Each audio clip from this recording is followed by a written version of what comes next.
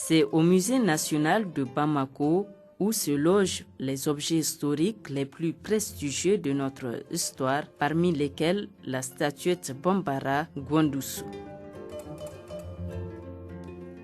L'histoire du Gouandoussou, elle est à peu près comme toutes les statuettes qui sont venues au musée depuis le temps soudanais.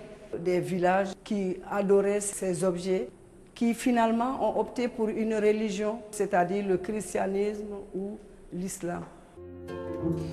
Le mot Gouandoussou, ça veut dire le cœur du haut fourneau. Bien longtemps, l'extraction du fer se faisait dans les hauts fourneaux, à l'aide de feu, à l'aide de terre, qu'on faisait cuire pendant plusieurs semaines et un bloc métallique en sortait. C'est un processus qui est comparé à la maternité. Pour parler de tout l'effort physique, vous voyez, de tout l'effort moral que la femme donne en mettant son enfant au monde. Alors une fois par an, cette statuette était amenée sur une place publique, lavée, parée, ointée de beurre de karité, et ainsi elle recevait des offrandes par les femmes qui avaient des problèmes pour avoir des bébés.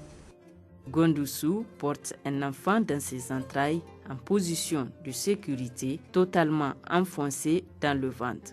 Elle fait partie des statuettes les plus belles du musée. Et on sait que le sculpteur a mis tout son cœur dans ce travail. Tout ce qu'on peut voir comme un côté attrayant sur le corps d'une femme est accentué par ce sculpteur. On voit le cou dégagé, on voit la poitrine qui est complètement détachée de son abdomen. Vous voyez, on voit la tenue de son enfant à son sein. On voit sa tête, le visage, l'expression du visage, la manière de tenir l'enfant.